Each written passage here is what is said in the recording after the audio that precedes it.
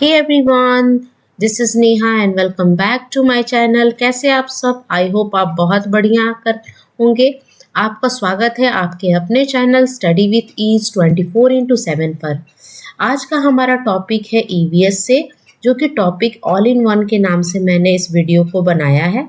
इस वीडियो में आपको देखने को मिलेंगे कि जो जो क्वेश्चन पिछले क्लासेस में छूट गए हैं या जो जो टॉपिक छूट गई है पिछले क्लासेस में, वो सारे इसमें आपको मिल जाएंगे। पिछले क्लासेस जो भी मैंने ईवीएस की बनाई है वो क्या थी, वो सारे टॉपिक वाइज थी। प्लांट थीम पर थी, एनिमल की थीम्स पर थी, शेल्टर थीम्स थी, things we can make and do, ये सारे थीम्स से रिलेटेड मेरे वीडियो आए थे। अब क्या हुआ था कि कुछ कुछ ऐसे टॉपिक थे जो कि छूट गए थे, जो मैं उसमें नहीं पढ़ा पाई थी। उन सारे टॉपिकों को मैंने इस लास्ट वीडियो में इंक्लूड कर दिया है और कोशिश किया है कि आपका जो ईवीएस का सिलेबस है वो पूरा कंप्लीट हो जाए। इस वीडियो के बाद आपको ईवीएस सीटेट में कोई भी प्रॉब्लम नहीं होगा। इसके बाद मैं ईवीएस का प्रीवियस ईयर क्वेश्चन कराऊंगी और प्रैक्टिस सेशन स्टार्ट करेंगे सीटेट जनवरी 2024 के लिए। तो चलिए फिर वीडियो स्टार्ट करते हैं और पढ़ते हैं आज कुछ नया। हमारा पहला टॉपिक है एक्सपेरिमेंट विथ पीस, रफ और स्मूथ नाम से एक चैप्टर है ईवीएस में। इसमें जॉर्ज मेंडल के बारे में बताया गया है कि जॉर्ज मेंडल क्या थे, एक साइंटिस्ट थे। was born in a poor farmer family in Austria in 1882। अब ये जो स्टेटमेंट है, स्टेटमेंट को आपको ना बहुत अच्छे से एक एक स्टेटमेंट को ध्यान देना है, क्योंकि सीटेट जो है ईवीएस में क्या करता है कि जो हूबहू ईवीएस जो है, ईवीएस के बुक से, एनसीईआरटी के बुक से वो एक करके स्टेटमेंट उठाकर सेम रख देता है। अगर आप इस टॉपिक को अच्छे से पढ़ोगे, अगर स्टेटमेंट को अच्छे से अपने दिमाग में बैठा लोगे, तो आपका कोई भी क्वेश्चन गलत नहीं होगा। तो लगभग मैंने सारे टॉपिक को अच्छे से डिटेल में आपको पढ़ाया है, सारे थीम को अच्छे से बताया है। तो सारे थीम को का एक निचोड़ टाइप का मैं इस वीडियो में लेकर आई हूँ। तो आप इसमें हम लोग एक्सपेरिमेंट विथ पीस के बारे में पढ़ेंगे, ठीक है ना, रफ एंड स्मूथ। इसमें बताया गया है कि जॉर्ज मेंडल जो थे वो एक साइंटिस्ट थे जो कि पुअर फार्मर फैमिली से थे। कहाँ से बिलोंग करते थे? पुअर फैमिली, बहुत ही गरीब परिवार से बिलोंग करते थे। कौन से देश से थे? ऑस्ट्रिया से थे, ठीक है ना, यूरोप की एक कंट्री है ऑस्ट्रिया, वहां से बिलोंग करते थे। इन 1822 में इनका जन्म हुआ था। He is very fond of study. इनको ना पढ़ने लिखने में बहुत रुचि थी, ये बहुत पढ़ना लिखना चाहते थे। लेकिन क्या था कि ये तो पुअर फैमिली से थे और पढ़ने के लिए पैसे लगते थे, इसलिए वो क्या किए कि he did not have money to study at the university, so he thought of becoming a monk in a monastery. मतलब वो क्या हुआ ना कि उनके पास तो पढ़ने के लिए उतने पैसे थे नहीं यूनिवर्सिटी में, तो वो क्या बन गए, वो क्या शिष्य टाइप का होता है ना, आश्रम में एक शिष्य बन जाना, अनुयायी बन जाना, उस तरह का वो बन के एक मोनेस्ट्री, यानी वहाँ के जो गरीब बच्चे हैं जिनके पास पढ़ने के लिए नहीं था, वो आश्रम चले जाते थे, तो उस तरह के मॉक बन गए वो, ठीक है ना। For 7 years he did experiment on 28,000 piece plant, यानी 7 सालों तक उस मोनेस्ट्री में, उस आश्रम में वो क्या किए थे, 7 सालों तक एक्सपेरिमेंट किया था उन्होंने। और किस पर एक्सपेरिमेंट किया था? पी प्लांट, यानी मटर के पौधों पर किया था। और उस 7 सालों में वो कितने पौधों पर एक्सपेरिमेंट कर चुके थे? 28,000 प्लांट, है ना। 28,000 बहुत होता है ना। What did Mendel find in those plant? अब वो क्या पाए, एक्सपेरिमेंट कर रहे थे तो बहुत नज़दीक से उस पी प्लांट पर उन्होंने स्टडी करी, एक एक चीज़ को उन्होंने देखा। He found that pea plant have some trait which come in a pair। उन्होंने देखा कि पी प्लांट के कुछ ट्रेट थे, है ना, वो क्या थे, पेयर में आ रहे थे। पेयर यानी मतलब, पेयर क्या होता है? पेयर यानी दो एक साथ, है ना। Like the seed is either rough और स्मूथ। सीड कैसा था? जो बीज था या तो रफ था या स्मूथ था, यानी खुरदुरा था या प्लेन था। इट इज आइदर येलो और ग्रीन, या तो वो येलो कलर का था या तो ग्रीन कलर का था। और the height of the plant is either tall और शॉर्ट। उन्होंने देखा कि जो पी प्लांट थे वो सब एक जैसे नहीं थे, या तो पी प्लांट बहुत लंबा था या तो छोटा था, या तो ग्रीन कलर का था या तो येलो कलर का सीड था। सीड जो था या तो रफ सीड था या तो स्मूथ सीड था। द नेक्स्ट जनरेशन, फिर उन्होंने देखा जैसे क्या होता है नेक्स्ट जनरेशन में, उसी के जिस प्लांट को आपने लगाया है उसके फिर क्या होगा, नेक्स्ट जनरेशन में उनके बच्चे आएंगे। Of the plant which has either rough और smooth seed will also have seed which are rough और स्मूथ। तो क्या था कि नेक्स्ट जनरेशन में क्या हुआ कि या रफ और स्मूथ सीड था, तो नेक्स्ट जनरेशन में ऐसा नहीं था कि मिक्स सीड आ रहा था कि आधा सीड जो है, आधा जो बीज है वो रफ है और आधा स्मूथ है, या आधा खुरदुरा है आधा प्लेन, ऐसा नहीं आ रहा था। या तो रफ आ रहा था या तो स्मूथ आ रहा था, या तो येलो आ रहा था या तो ग्रीन। ऐसा नहीं कि येलो और ग्रीन के बीच का कोई एक नया कलर डेवलप हो रहा था। ये क्यों हो रहा था? ये इसलिए हो रहा था कि जो कभी किसी जनरेशन में येलो सीड डोमिनेट कर जा रही थी, तो किसी जनरेशन में ग्रीन सीड डोमिनेट कर रही थी। तो जो सीड डोमिनेट कर रही थी, जो हावी हो रही थी, उसी कलर के बच्चे आ जा रहे थे, या उसी कलर के बेबी पी प्लांट आ जाते थे, या बेबी पी प्लांट के सीड आते थे। समझ में आया आपको? दो कैरेक्टर तो थे, आप इसमें ये बता रहा है कि कैरेक्टर था जैसे ग्रीन था और येलो था। तो ऐसा नहीं कि ग्रीन और येलो के बीच का जो इन दोनों के बच्चे होंगे या आधे ग्रीन हो गए आधे, ऐसा नहीं था। या तो ग्रीन कलर के ही सारे हो जाएंगे या तो येलो कलर के ही सारे। वो डिपेंड किस पे कर रहा था, कभी येलो कलर डोमिनेट कर रहा था, हावी हो जा रहा था, तो कभी ग्रीन कलर, है ना। The next generation does not have seed with a mixed new color made from both green and yellow. Mendel saw that in the next generation of pea plant there will be more plant having yellow seed color. He also saw that the next generation will have more plant with smooth seed. What a discovery! तो ये एक discovery थी। देखिए यहाँ पे picture में आपको समझाया गया है कि किस तरह से उन्होंने पी पर एक्सपेरिमेंट किए। तो आपको इस टॉपिक में ध्यान रखना है कि मेंडल ने किस पर एक्सपेरिमेंट किया था, तो पी प्लांट पर किया था। कितने पी प्लांट पर उन्होंने एक्सपेरिमेंट किया था? 28,000 पी प्लांट में। कहाँ के रहने वाले थे? ऑस्ट्रिया के रहने वाले थे, और उनका जन्म कब हुआ था? 1822 ईस्वी में। ठीक है, आगे बढ़ते हैं। अब इससे क्या हो गया? इससे our parent relative influence our characteristics. अब आपको इससे ये पता चला कि जो कैरेक्टरिस्टिक्स है हमें कहाँ से आता है? हमारे पेरेंट्स से, हमारे माँ बाप से, हमारे जो गार्जियन है उससे आता है हमारे में कैरेक्टर। ठीक है ना। जैसे आंखों का कलर, बालों का कलर, ये सब कहाँ से आता है? हमारे पेरेंट्स से, हमारे माँ बाप से हमारे अंदर आता है। We may share some characteristics with some of our distinct relatives. Two children who are born on the same date to same mother and look alike are known as twins.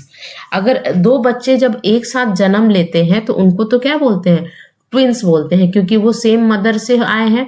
लेकिन ऐसा है कि कभी कभी क्या होता है, दो तरह के ट्विंस होते हैं, एक फेटर्नल ट्विंस होता है और एक आइडेंटिकल ट्विंस होता है। आइडेंटिकल ट्विंस जो होते हैं वो देखने में एकदम बिल्कुल एक जैसे होते हैं, पैटर्नल ट्विंस एक जैसे नहीं होते, लेकिन फिर भी इनमें थोड़ा बहुत डिफरेंस होता है। जब इंटरनली आप कभी भी एक्सपेरिमेंट या चेक करोगे तो इन दोनों में भी फर्क समझ में आ जाता है।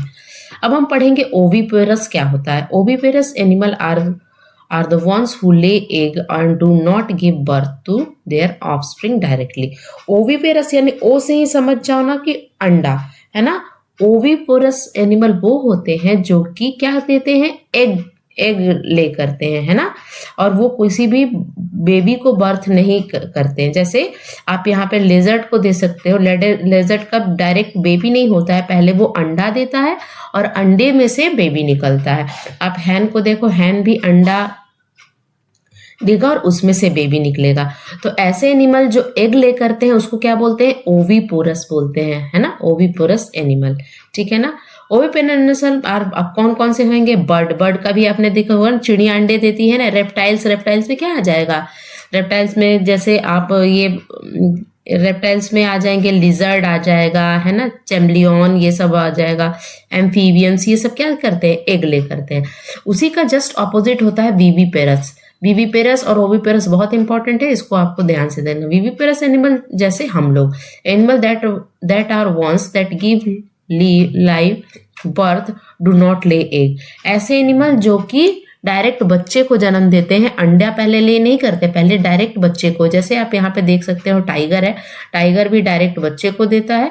और हम जैसे ह्यूमन बीइंग, हम भी डायरेक्ट बच्चे को जन्म देते हैं, एग ले नहीं करते हैं।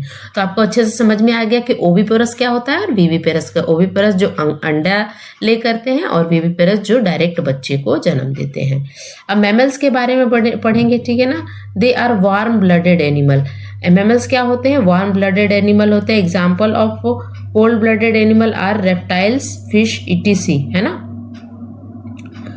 तो मैमल्स होते हैं warm blooded animal. Warm blooded animal are defined as a animal that can regulate and maintain constant internal body temperature. अब वार्म ब्लडेड एनिमल कौन होते हैं? जो कि अपने बॉडी टेम्परेचर को कांस्टेंट मेंटेन कर लेते हैं। इंटरनल बॉडी टेम्परेचर है उसको मेंटेन करते हैं। They can survive in any temperature range and they can be adapt to easily. तो क्या कहते हैं कि हम लोग जो हैं, हम लोग मैमल्स हैं, है ना। मैमल्स की कुछ कैरेक्टरिस्टिक्स होते हैं, वो भी हम पढ़ेंगे। लेकिन आपको ये बताना है कि मैमल, सबसे पहले आपको ध्यान रखना है कि वार्म ब्लडेड एनिमल है।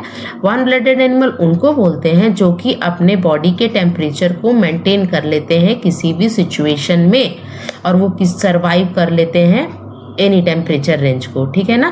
तो वो cold blooded. Warm blooded animal क्या होते हैं? वार्म ब्लडेड एनिमल सारे टेम्परेचर में सर्वाइव नहीं कर पाते हैं। और वो क्या होता है, जैसे आप ये आप लिजर्ड की बात करोगे। लिजर्ड क्या होती है? एक डीप स्लीप में हाइबरनेशन पीरियड में चली जाती है, डीप स्लीप में चली जाती है। आप देखोगे कि ठंड के मौसम में आपको लिजर्ड आपके घरों की दीवारों पर नहीं दिखेगी। छिपकलियां नहीं दिखती है ना ठंड में, और जैसे ही गर्मी आती है आपके घरों की दीवारों पे, छतों पे, फ्लोर पर ये दिखनी स्टार्ट हो जाती है। कौन? छिपकलियां। क्योंकि छिपकलियां क्या है? कोल्ड ब्लडेड एनिमल है। ये ठंड वाले टेम्परेचर में नहीं रह सकती हैं, कोल्ड को फेस नहीं कर सकती हैं। तो आपको समझ में आ गया कि वार्म ब्लडेड एनिमल क्या है? जो कि अपने बॉडी को मेंटेन कर लेता है, अपने बॉडी के टेम्परेचर को, और किसी भी टेम्परेचर में वो सर्वाइव कर लेता है। कोल्ड ब्लडेड एनिमल वो होते हैं जो कि सारे टेम्परेचर में सर्वाइव नहीं कर पाते हैं। तो हम लोग मैमल्स हैं। मैमल्स क्या होते हैं? वार्म ब्लडेड एनिमल, ठीक है ना। अब मैमल्स के कुछ कैरेक्टर हैं, ये देख लीजिए। देखिए, आपको थोड़ा सा लग रहा होगा कि थोड़ा सा मैम ज़्यादा पढ़ा रही हैं, तो इसके लिए आपको टेंशन नहीं लेना है। देखिए, सीटेट क्या करता है ना, थोड़ा बहुत आपको ज़्यादा, देखिए आपको 5th क्लास तक के स्टूडेंट को पढ़ाना है, तो आपको ऐसा नहीं है कि 5th तक के का ही नॉलेज होना चाहिए। आपका नॉलेज थोड़ा सा ज़्यादा होना चाहिए, क्योंकि आप एक टीचर बनने जा रहे हो। और देखिए, ज़्यादा नॉलेज होना या ज़्यादा पढ़ना कभी भी नुकसान नहीं देता। अगर सीटेट में कभी भी कुछ भी घुमा के क्वेश्चन पूछता है, ये थोड़ा बहुत ज़्यादा भी पूछ देता है, तो आप डेफिनेटली वहां पर सॉल्व करके आओगे, ठीक है ना। तो चलो फिर देखते हैं मैमल्स की characteristics. They have backbone. Mammal का क्या होता है? बैकबोन होता है। दे हैव 4 लिम्ब, 4 लिम्ब होते हैं। They have fur on hair, यानी मैमल्स के बॉडी पे क्या होता है? हेयर होता है। They all produce milk to feed their young. Mammals क्या करते हैं? प्रोड्यूस करते हैं मिल्क। जैसे हम लोग मैमल्स हैं, हमारा जब न्यू बॉर्न बेबी होता है तो मदर क्या करती हैं? मदर फीड कराती हैं बच्चों को, क्योंकि उनके मेमरी ग्लैंड से क्या निकलता है? मिल्क निकलता है, दूध निकलता है। मैमल्स के क्या होते हैं? मेमरी ग्लैंड होते हैं। They live in all types of environment, ये हर इन्वायरमेंट में रह सकते हैं। They can group based on their reproduction, anatomy and habitat. और ये इसको हम मैमल्स को हम कैटेगराइज कैसे कर सकते हैं? उसके रिप्रोडक्शन के बेसिस पे, एनाटॉमी के बेसिस पे और हैबिटेट के बेसिस पे, ठीक है। हैबिटेट यानी रहने की जगह। अब शैडो के बारे में हम थोड़ा सा पढ़ लेते हैं। Shadow is a dark shape formed when an opaque और translucent object is placed in such A way that it block the passage of light. देखो, शैडो कभी भी ट्रांसपेरेंट ऑब्जेक्ट का नहीं बनता है, ऐसे ऑब्जेक्ट का बनता है जो कि लाइट के पैसेज को, यानी पैसेज ऑफ लाइट को ब्लॉक करे, यानी रोक दे, उससे आर पार नहीं हो। तो ओपिक ऑब्जेक्ट क्या होता है, या ट्रांसलूसेंट ऑब्जेक्ट क्या होता है? ये स्लाइटली ट्रांसपेरेंट होता है, पूरा ट्रांसपेरेंट नहीं होता है। तो इससे क्या होता है ना, ये ना इससे लाइट पास नहीं होती है। तो जब लाइट पास नहीं होगी तो उसका क्या होगा? शैडो क्रिएट होगा, शैडो दिखेगा। जैसे आप इस आदमी को देख सकते हो, ये एक ओपिक ऑब्जेक्ट के रूप में आप देख सकते हो। जब यहाँ से लाइट, पैसेज ऑफ लाइट आएगी, तो अगर ये ट्रांसपेरेंट नहीं है, अगर ये ट्रांसपेरेंट होता तो यहाँ से लाइट पास होके चली जाती, लेकिन ये क्या है? ओपिक ऑब्जेक्ट है, तो क्या होगा? लाइट आएगी और लाइट के पैसेज को रास्ते में ब्लॉकेज खड़ा करेगी, ब्लॉक कर देगी, और इसका शैडो क्रिएट हो जाएगा, ठीक है ना। तो शैडो किसका बनता है? इस चीज को आपको ध्यान रखना, ओपिक ऑब्जेक्ट का और ट्रांसलूसेंट का, ठीक है ना। और वो लाइट के पैसेज को ब्लॉक करता है। अब शैडो के कुछ कैरेक्टरिस्टिक्स होते हैं, उसको देखते हैं। From form pen the light fall on object and translucent object. अब ये देखिए स्टेटमेंट 4 दे देगा, इसमें से कोई एक गलत स्टेटमेंट दे देगा। यहाँ पर दे सकता है कि ट्रांसपेरेंट ऑब्जेक्ट का शैडो बनता है, तो ये स्टेटमेंट रॉन्ग हो जाएगा।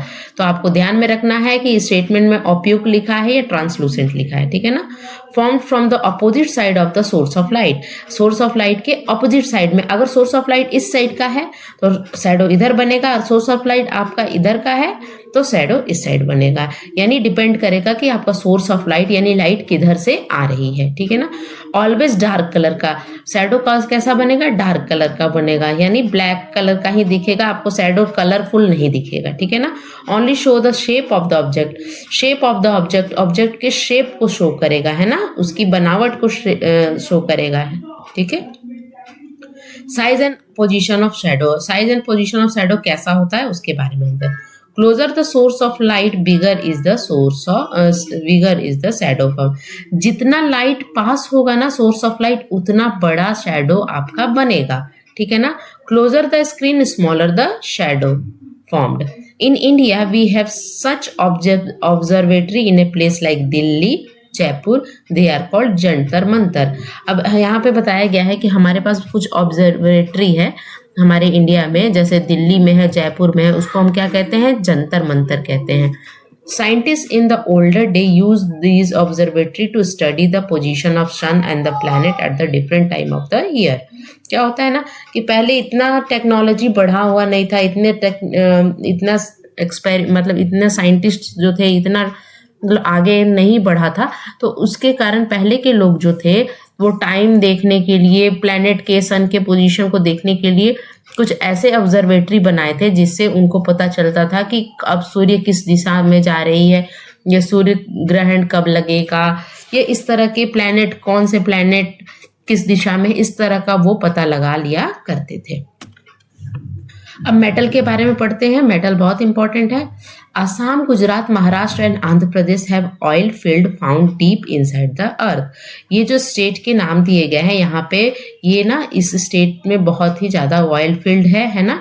यहाँ हमको मेटल और ये ऑयल से रिलेटेड चीजें मिलती हैं, ठीक है ना। Many minerals like coal, iron, copper, bauxite, gold etc are also found in deep inside the earth. ये जो कोल है, मेटल जो है, मिनरल्स जो है, मिनरल्स में कोल आ गया यानी कोयला, आयरन लोहा, कॉपर, बॉक्साइट और होता है किसका, एल्युमिनियम का, गोल्ड, ये सब कहाँ से मिलते हैं, अर्थ के, धरती के अंदर से मिलते हैं, डीप इनसाइड द अर्थ। अब कॉपर के बारे में बहुत इंपॉर्टेंट पॉइंट दिया हुआ है कि copper was the first metal to be discover and used by the early people. अब क्वेश्चन आ जाएगा कि पहला मेटल कौन सा था जिसको यूज किया गया था और डिस्कवर किया गया था और पहले के लोग उसको यूज किया करते थे, तो आंसर विल बी कॉपर। उसके बाद ब्राउन के बारे में पढ़ा गया है, was the second metal। पहला मेटल कौन था, कॉपर, दूसरा था ब्राउन, और the second it is a mixture of copper and tin. Brown कैसे बना था, कॉपर एंड टीन को मिला के क्या बनता है, ब्राउन्स बनता है, ठीक है ना। तो पहला मेटल कौन था, कॉपर में जब जिंक टीन मिलाते हैं तो क्या मिलता है, bronze. It was used to make tool, weapon and household item. और इसका यूज हम कहाँ करते हैं, ब्राउन्स का यूज क्या करते हैं, हाउस होल्ड आइटम और वेपन मतलब हथियार को, टूल्स को बनाने में यूज करते हैं। Use by the tribal people, tribal यानी आदिवासी लोग, जो आदिवासी जनजाति के लोग जो रहते हैं वो ब्राउन्स का यूज करते थे, ब्राउन मेटल का यूज करते थे, किस लिए, वेपन बनाने। वेपन मतलब क्या होता है, टूल्स मतलब हथियार बनाने में, शिकार के काम में लाने में, और हाउस होल्ड आइटम जैसे स्टैच्यू हो गया, ये यूटेंसिल हो गया, कंटेनर हो गया, बर्तन हो गया, इसका बनाने में वो यूज करते थे। Later bronzes are used in making gun बनाने में यह हुआ है ना, कैनन भी हम बोल सकते हैं। Found in the fort of Golconda के फोर्ट में ये पाया गया है, ठीक है। ब्राउन्स क्या था, allowed traditionally compose of copper and tin. अब इससे क्वेश्चन आ जाएगा कि ब्राउन किस दो मेटल के कंपोजिशन से बनता है, तो आपको याद रखना कि ब्राउन्स कैसे बनता है, कॉपर एंड टीन से। Bronze is a solid alloy of 88% copper. Bronze में कितना परसेंट कॉपर होता है, 88% कॉपर होता है, एंड 12% टीन होता है बाई मास, ठीक है ना। तो ब्राउन में सब ज़्यादा क्या मिलता है, कॉपर रहता है, और थोड़ा ही यानी 12% ही टीन रहता है। ब्रास के बारे में बात करें, brass is a alloy of 95% copper and 5% zinc.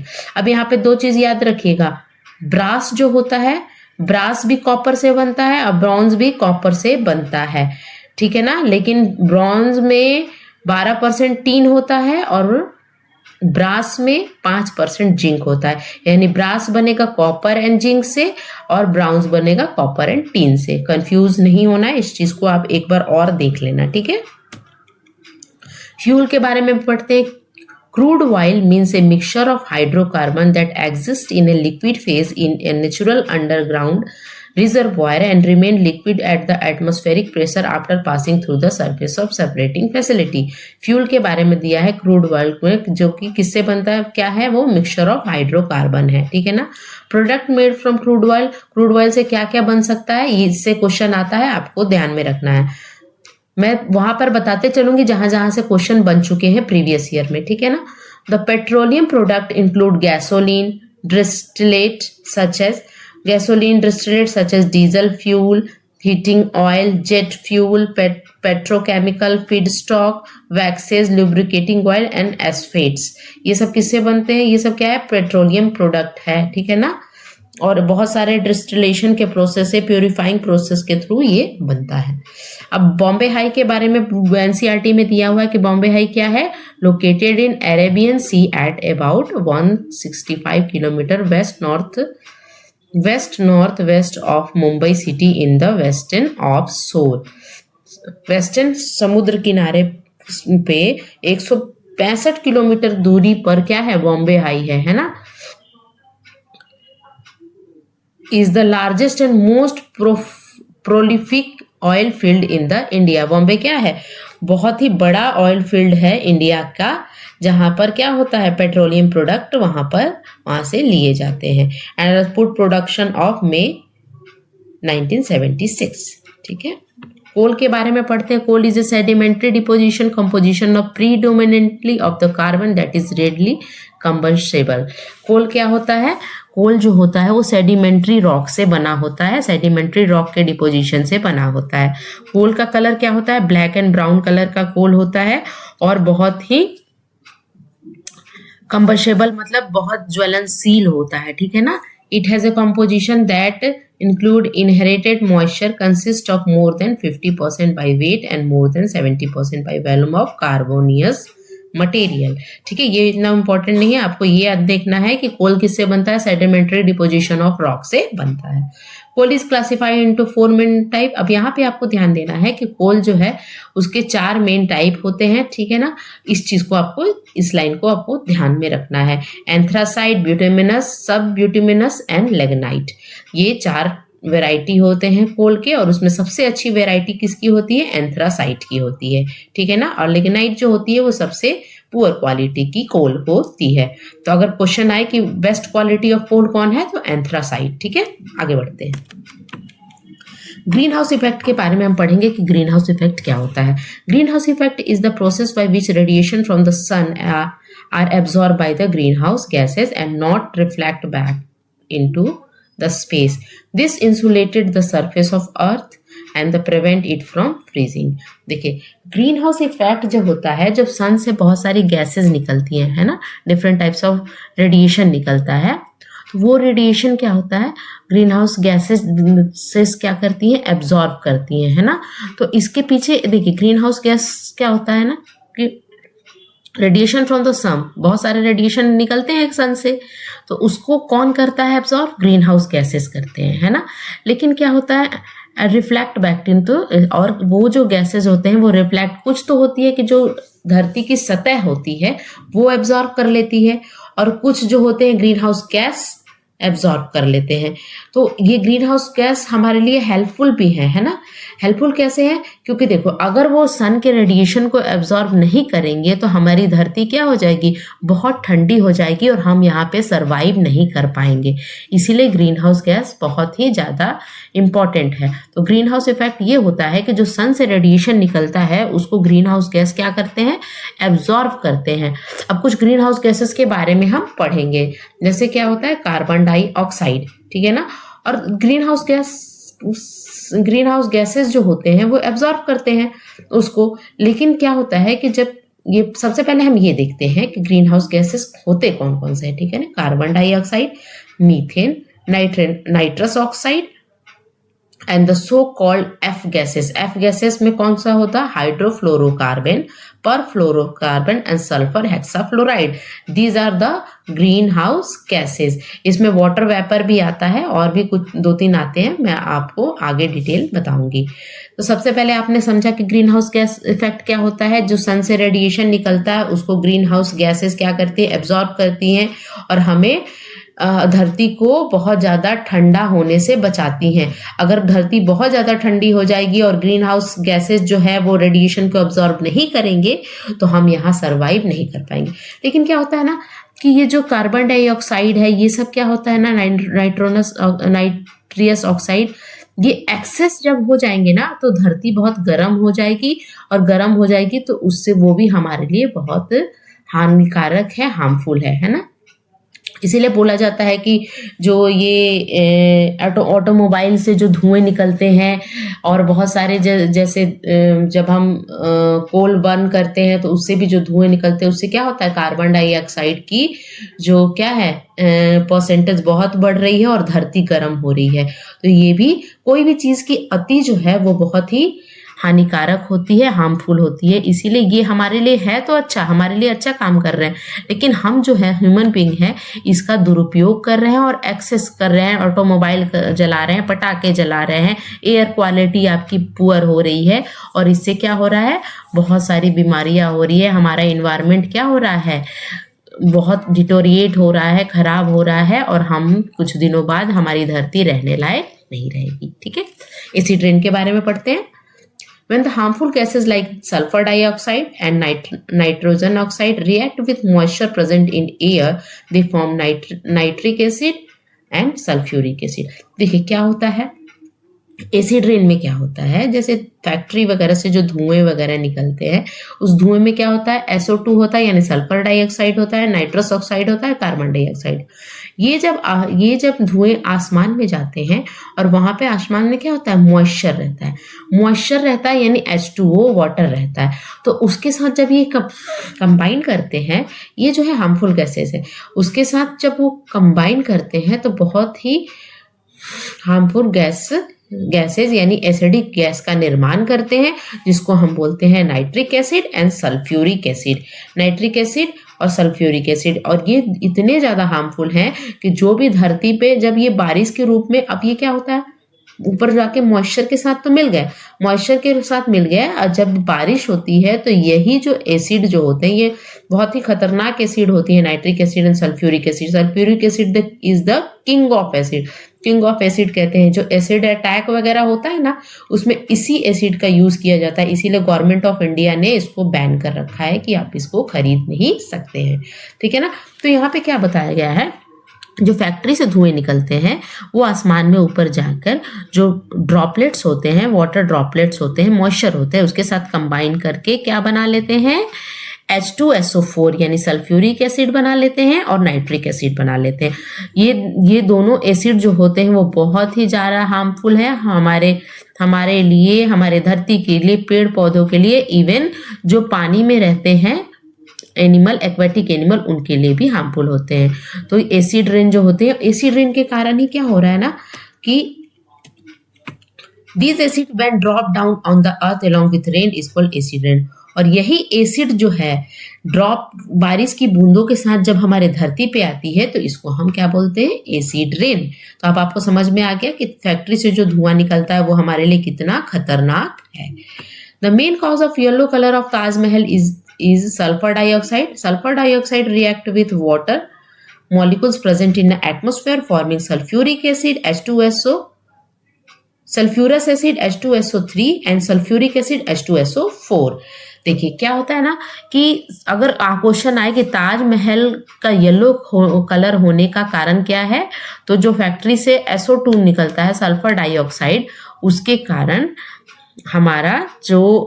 हमारे एटमॉस्फेयर में जो मॉइस्चर के साथ कंबाइंड होके वो सल्फ्यूरिक और सल्फ्यूरिक एसिड बनाता है, उसके कारण हमारे ताजमहल का कलर व्हाइट से क्या हो रहा है, स्लाइटली येलो हो रहा है। आप देख सकते हो कि पहले ताजमहल इस तरह व्हाइट दिखता था, अब ये इस येलो कलर का दिख रहा है, ठीक है ना।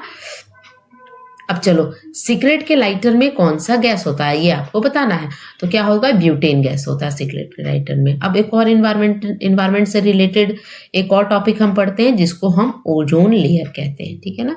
Ozone layer is a common term for the high concentration of ozone that is found in the stratosphere. यानी ओजोन लेयर कहाँ होता है, स्ट्रेटोस्फेयर में होता है, around 15 to 30 kilometre above the earth surface.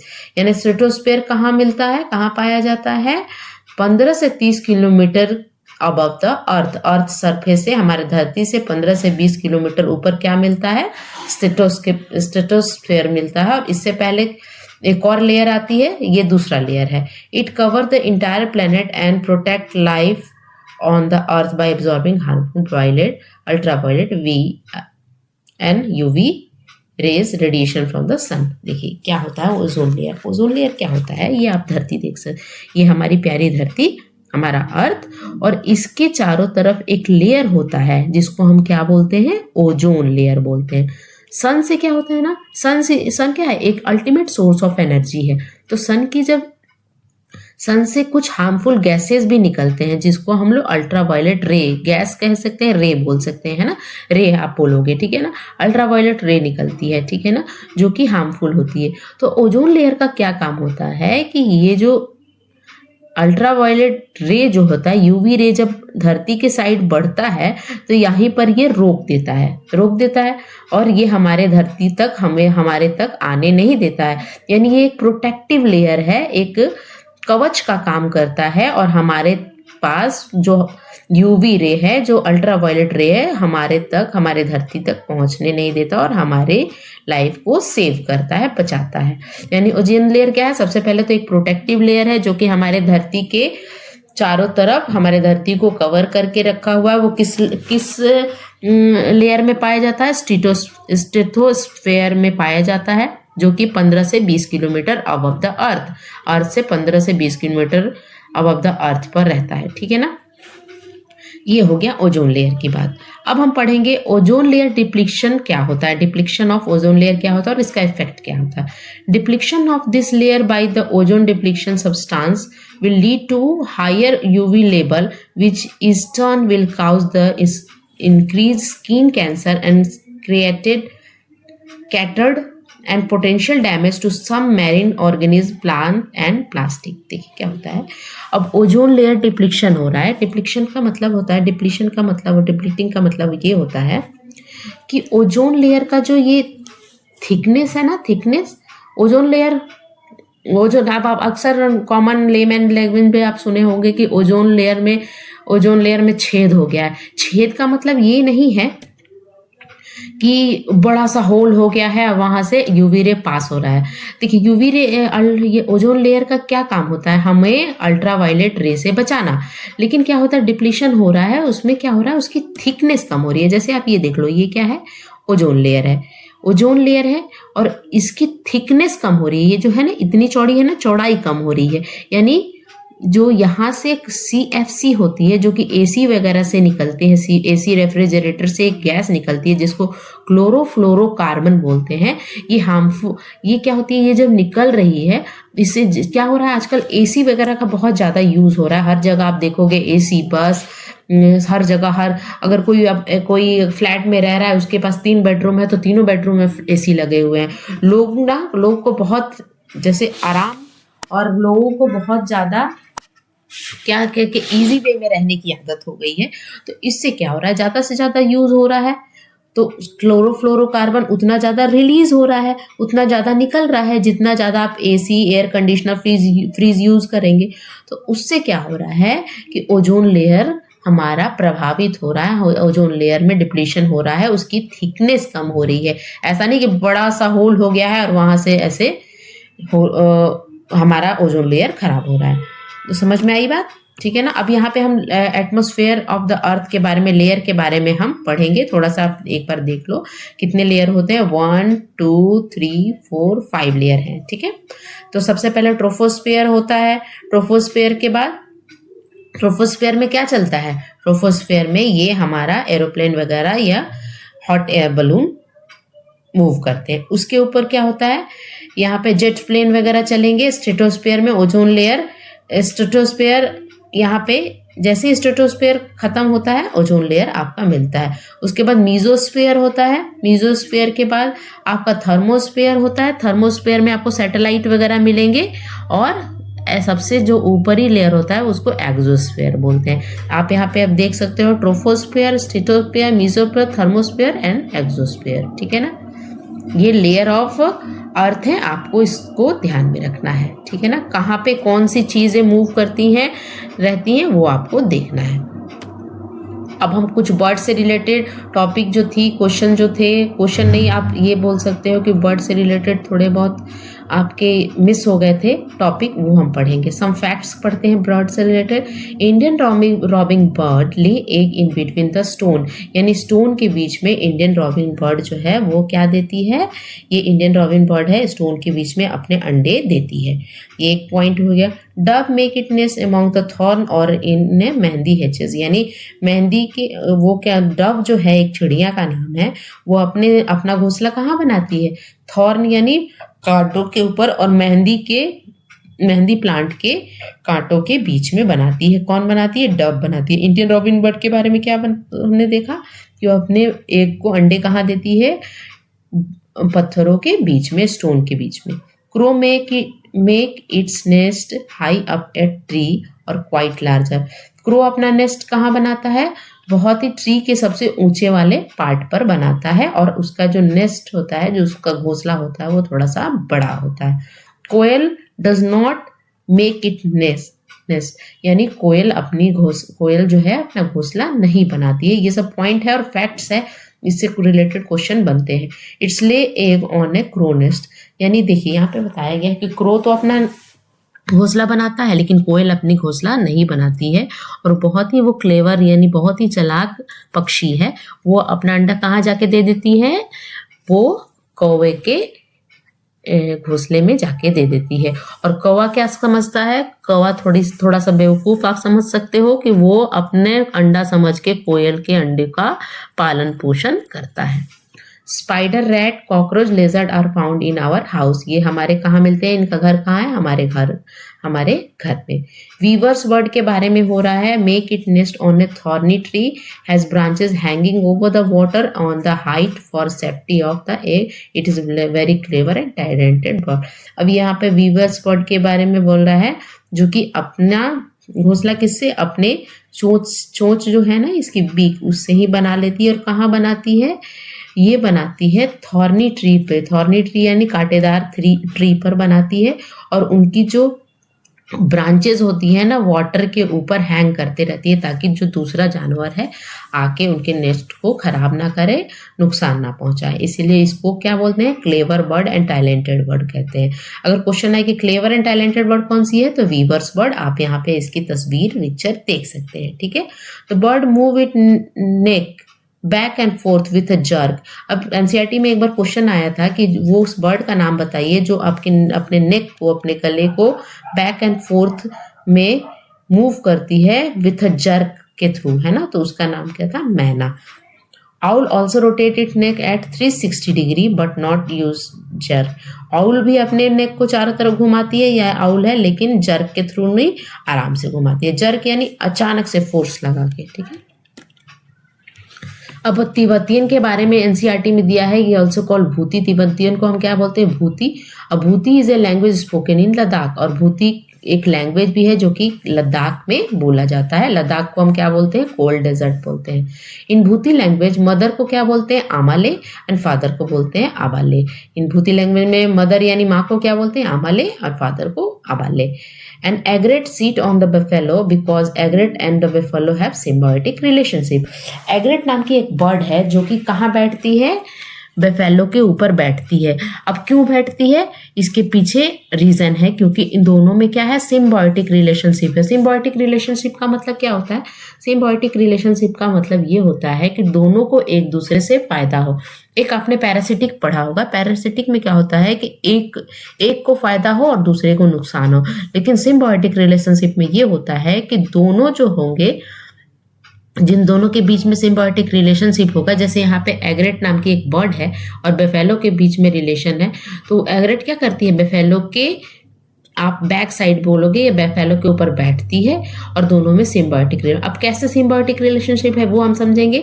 देखिए एग्रेट क्या होती है, बेफेलो के ऊपर जो छोटे मोटे कीड़े मकोड़े होते हैं उसके ऊपर बैठकर खाना शुरू करती है, और इससे क्या होता है, वो उसका फूड का काम करता है, उसके भोजन का काम होता है, और बेफेलो का क्या होता है, उसके शरीर से वो सब साफ भी हो जाता है, तो दोनों का फायदा हुआ ना, तो इसलिए इसको सिम्बायोटिक रिलेशनशिप बोलेंगे। The bird move their neck very often because their eye are fix. Bird क्या करती है, अपने नेक को घुमा लेती है कुछ हद तक। क्यों होती है, क्योंकि जो उसकी आई होती है वो फिक्स होती है either side of the head. The animal walk at night can see object only in black and white. वो एनिमल जो कि रात में जगते हैं वो किसी भी चीज़ को या तो ब्लैक में देखेंगे या तो व्हाइट, यानी वो ब्लैक एंड, उनकी दुनिया जो है वो ब्लैक एंड व्हाइट दुनिया है, ब्लैक एंड व्हाइट टीवी की तरह। तो जो एनिमल रात में जगते हैं वो किसी भी चीज़ को, किसी भी वस्तु को कैसे देखते हैं, या तो ब्लैक में देखेंगे या तो व्हाइट में देखेंगे। इस पॉइंट को याद रखिएगा, बहुत इंपॉर्टेंट लाइन है ये। Sound become hazardous noise pollution at the decibel, यानी साउंड की यूनिट को क्या किस में नापते हैं, डेसिबल में नापते हैं। एबव 80 डेसिबल, जो 80 डेसिबल से ऊपर जब साउंड रहता है ना तो हैजार्डियस होता है, हार्मफुल होता है हमारे लिए, ठीक है ना। वर्ल्ड फॉरेस्ट डे कब सेलिब्रेट करते हैं, 21 मार्च को हम वर्ल्ड फॉरेस्ट डे सेलिब्रेट करते हैं। Due to moon and earth gravitational attraction cause tide in cause tides in ocean. Ocean में जो टाइड्स आती है वो कैसे आती है, जब मून और अर्थ का ग्रेविटेशनल अट्रैक्शन होता है।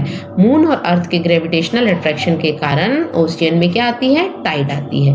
The earthworm soften the soil by digging underneath to make tunnel. Earthworm को हम क्या बोलते हैं, फार्मर का फ्रेंड भी बोलते हैं। कैसे बोलते हैं, वो क्या करता है ना, वो अंदर टनल बनाता है मिट्टी के अंदर, गीली मिट्टी के अंदर, और उससे क्या होता है, और वहाँ पे अपना जो वेस्ट मटेरियल है, फेसेस है, उसको वो रिलीज करता है, और उससे क्या होती है, सॉइल जो होती है उपजाऊ होती है, और और बहुत ही फायदेमंद होता है फार्मर के लिए। इसीलिए फार्मर फ्रेंड्स किसको बोलते हैं, अर्थवर्म को बोलते हैं, ठीक है ना। Rat have poor I site but have excellent sense of smell.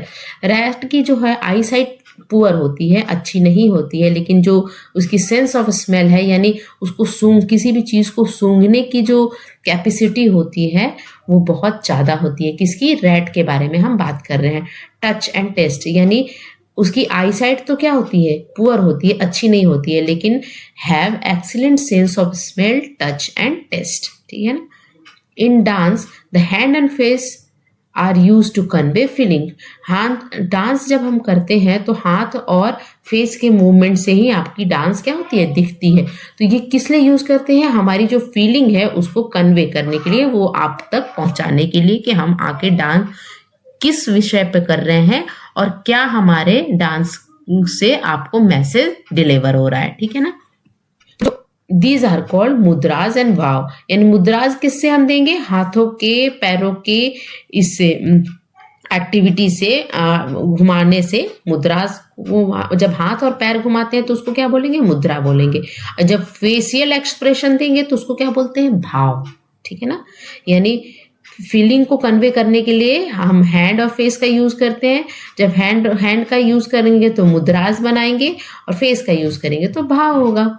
In Hong Kong people eat snake. अब यहाँ पे एक क्वेश्चन आया था कि कहाँ के लोग स्नेक को कुक करके खाते हैं, तो कहाँ के लोग खाते हैं, हांगकांग के लोग खाते हैं। और उस डिश का नाम क्या है, लिंग हू फेन। लिंग हू फेन नाम की डिश है जो कि हांगकांग में बनती है, और वहाँ के लोग स्नेक को काट कर ये डिश बनाते हैं, ठीक है। तो ये थे आज के लेक्चर। आशा करती हूँ आपको मेरा पूरा ईवीएस की सीरीज जो है वो अच्छी लगी होगी, और अच्छी लगे तो प्लीज़ लाइक कीजिए, शेयर कीजिए एंड सब्सक्राइब कीजिए।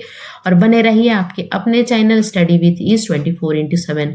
इसी के साथ आपका ईवीएस का जो सिलेबस है वो कंप्लीट होता है। अगर आपको कुछ ऐसी कमी रह गई होगी मेरे इस पूरी सीरीज़ में तो प्लीज़ कमेंट सेक्शन में मेंशन कीजिएगा। मैं कोशिश करूँगी कि आपके प्रॉब्लम को सॉल्व कर सकूँ। नेक्स्ट क्लास आपका प्रीवियस ईयर क्वेश्चन का स्टार्ट करूँगी और रिवीजन स्टार्ट कर देंगे जनवरी 2024 के सीटेट के एग्ज़ाम के लिए। तब तक के लिए thank you so much for watching. Bye.